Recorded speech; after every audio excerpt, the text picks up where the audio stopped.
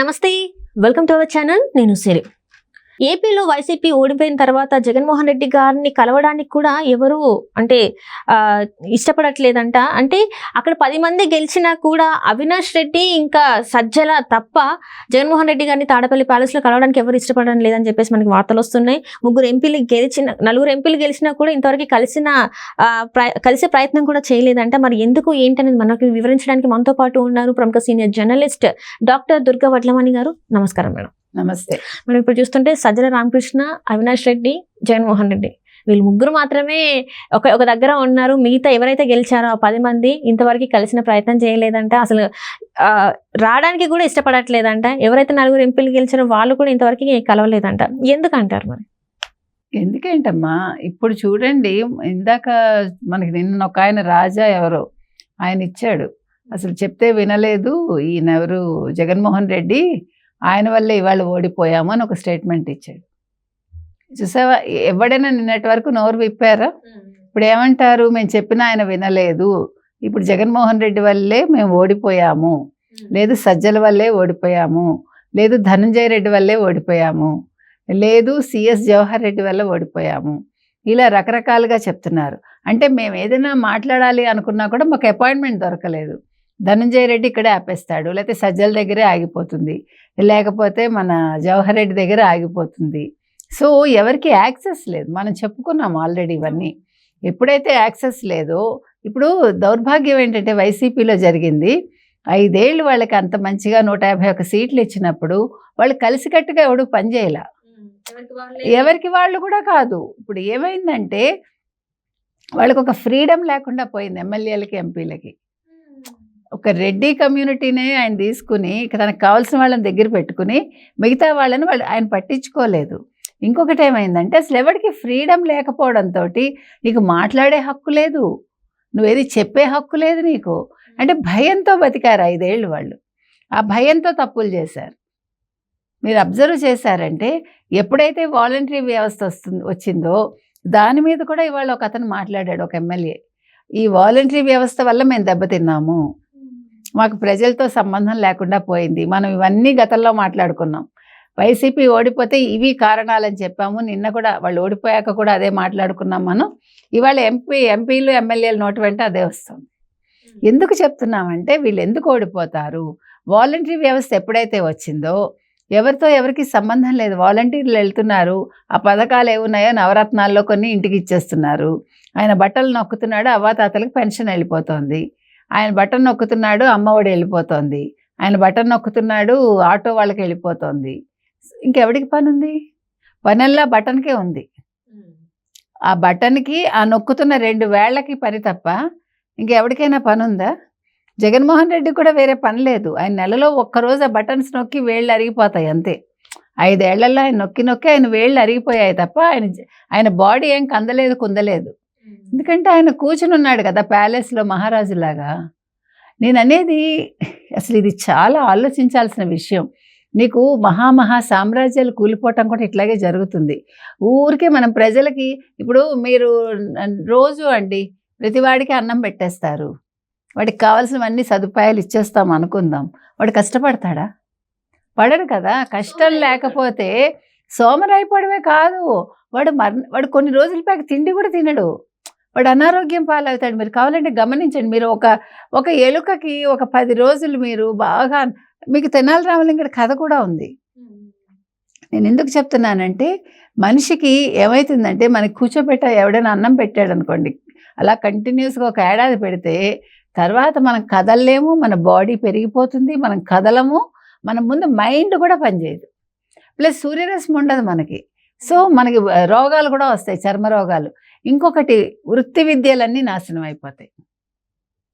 వృత్తి విద్యలు అంటే మీకు తెలుసు, కంసాలులు ఉంటారు, కమ్మర్లు ఉంటారు, కుమ్మర్లు ఉంటారు. అంటే ఆ బాడీకి ఎప్పుడైతే సోమర్తనం అలవాటైందో శరీరం మెదడు 2 పనిచేయవు. అనారోగ్యం, మెదడుకి అనారోగ్యం కూడా, మానసిక దౌర్బల్యం వస్తుంది మనకి. ఇవన్నీ కూడా ఇప్పుడు ఈ జగన్మోహన్ రెడ్డి చేసిన పని ఏంటంటే, నువ్వు సంక్షేమాలు ఇవ్వు, ఎందుకు ఇస్తున్నావు, దేనికి ఇస్తున్నావో చూడు. నువ్వు ఎంత అన్యాయంగా చేసావంటే, అసలు మనుషులకి ఒక ఉపాధి లేకుండా చేసావు, ఒక అభివృద్ధి లేకుండా చేసావు. వాళ్ళు ఏమీ లేదు వాళ్ళకి. సో మంత్రులకు ఏం పని ఉంటుందండి, ఎమ్మెల్యేలకు ఏం పని ఉంటుందండి? వాళ్ళు అసలు ప్రజల దగ్గరికి వెళ్ళారా? వాళ్ళు ఏం చేయాలో తెలియదు, ఏం చేయకూడదో తెలియదు వాళ్ళకి. అంతేనా? ఎంత కష్టం అది. ఆ రకంగా ఈరోజు ఎమ్మెల్యేలు అందరూ ఈ స్థితికి రావడానికంటే వాళ్ళు ఏమీ అసలు అభివృద్ధి చేయలేదు నియోజకవర్గాల్లో. తర్వాత ప్రజలతోటి మమేకం అవ్వలేదు. ఒక్కడి మొహం ఒక్కడికి తెలియదు. ఎప్పుడో వచ్చిన ఎమ్మెల్యే, అంటే ఎమ్మెల్యే ఎప్పుడు వెళ్ళాడు? 2019 ఎన్నికల ముందు వెళ్ళాడు ప్రజల దగ్గరికి. తర్వాత ఏమైంది? ఎవడు తెలియదు అసలు. మనకి మీరు ఒక మాట చెప్పండి, ఈరోజు మనం గుర్తుపెట్టుకోగలమా? ఏ మినిస్టర్కి ఏ శాఖో మనకు తెలుసా? అసలు మనకు తెలుసా? లేకపోతే వాళ్ళకే తెలుసా? అసలు ఈ ఓడిపోయిన మంత్రులందరికీ వాళ్ళ శాఖలు ఏంటో తెలుసా? ఎక్కడో 1-2 మహా అయితే డబ్బులు వచ్చే శాఖలు వాళ్ళు ఏదైనా ఉంటే వాళ్ళకి వాళ్ళ శాఖ ఏంటో తెలుసా? ఇప్పుడు దేవాదాయ శాఖ ఫర్ ఎగ్జాంపుల్ ఉందనుకోండి, ఆయనతో అందరికీ అవసరం ఉంటుంది కాబట్టి ఆయన శాఖ బాగానే గుర్తుంటుంది. అవునా కాదా? అట్లా ఏదైతే వాళ్ళకి అవసరాలు ఉంటాయి వాడు. ఇప్పుడు ఐటీ శాఖకు కూడా ఏం పని లేదు నాకు తెలిసి. గత 5 ఏళ్ళలో ఐటీ శాఖ మంత్రి కూడా ఏమి చేసి ఉండరు. ఎందుకంటే ఒక్క కంపెనీ రాలేదు. ఉన్నవి కూడా పంపించేశారు పాపం జగన్మోహన్ రెడ్డి గారు పని కట్టుకుని. ఎందుకంటే మళ్ళీ రాష్ట్రం అభివృద్ధి చెందితే కష్టం కదా. ఆయన ఏమన్నాడు? పరిశ్రమలు వచ్చినా ప్రయోజనం లేదు, పెట్టుబడులు వచ్చినా ఉపాధి రాదు, ఉద్యోగాలు రావని ఆయనే చెప్పాడు కదా. ఎవరితోటి? ఎన్నికల ముందు ఒక ఛానల్లో ఇచ్చిన ఇంటర్వ్యూలో ఆయనే చెప్పాడు. స్వయంగా ఒక ముఖ్యమంత్రిగా అప్పట్లో ఉన్న వ్యక్తే చెప్పాడు. కాబట్టి రాష్ట్ర ప్రజలు ఈరోజు ఆలోచించి ఓట్లు వేసింది ఇందుకే. వాళ్ళు నిశ్శబ్దంగా ఓటేశారు. వీళ్ళందరూ 56% మాకు పడిపోయింది అనుకున్నారు. ఇప్పుడు ఇంకొకటి ఈవీఎంలు ఏదో చేసేసారు, ఈవీఎంలు ట్యాంపర్ చేశారని. అది బుద్ధున్నవాడు ఎవడు మాట్లాడు. ఎందుకంటే ఈవీఎంలు ట్యాంపర్ చేస్తే ఒకవేళ మోదీతో వీళ్ళు కలిశారబ్బా, జనసేనను తెలుగుదేశము. సరే మోదీ కేంద్ర వాళ్ళకి సపోర్ట్ ఉంది కాబట్టి వాళ్ళు చేశారు అనుకుందాం. అనుకుంటే కేంద్రంలో బీజేపీ కూడా అదే పని చేయాలిగా, 400 సీట్లు తెచ్చుకోవాలిగా. 292 దగ్గర ఎందుకు ఆగిపోయింది? సో మాట్లాడే మాటకు అర్థం ఉండాలి. ఈరోజు లక్ష్మీపార్వతి మాట్లాడుతుంది, ఇంకెవరో మాట్లాడతారు.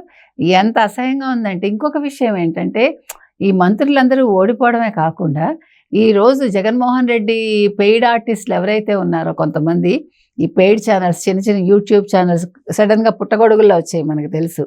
వాళ్ళందరూ జనాలను తిడుతున్నారు, ప్రజల్ని తిడుతున్నారు. తప్పు కదా. జగన్మోహన్ రెడ్డి కూడా 1,05,000 మందికి నేను సంక్షేమాలు ఇచ్చాను, అక్క చెల్లెళ్ళకి అవ్వాతాతలకి, వాళ్ళు ఎందుకు నాకు ఓటు వేయలేదు నాకు అర్థం కావట్లేదు, ఏడుస్తున్నాడు. పిచ్చాడు కాకపోతే నువ్వు సంక్షేమం ఇస్తే ఓటేస్తారా?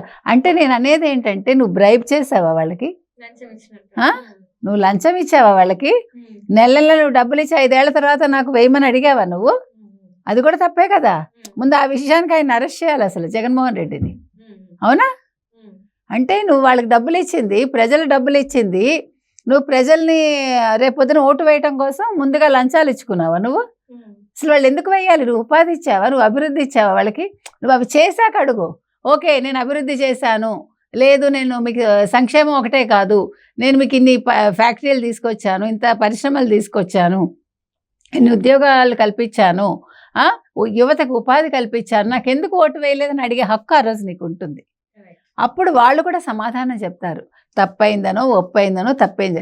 ఈరోజు ఎవడు మాట్లాడు. అంటే ఇది పూర్తిగా జగన్మోహన్ రెడ్డి గారి స్వయంకృత అపరాధం. ఎందుకంటే ఎక్కడ కూడా ఆయన ఎంచుకున్న మంత్రులు కావచ్చు, శాఖల వైజ్గా చూసుకున్నా కూడా ఎక్కడ కూడా ఎవరు ఇంతవరకు మాట్లాడింది లేదు, ఎమ్మెల్యేలు మాట్లాడింది లేదు, ఎవరు మాట్లాడింది లేదు.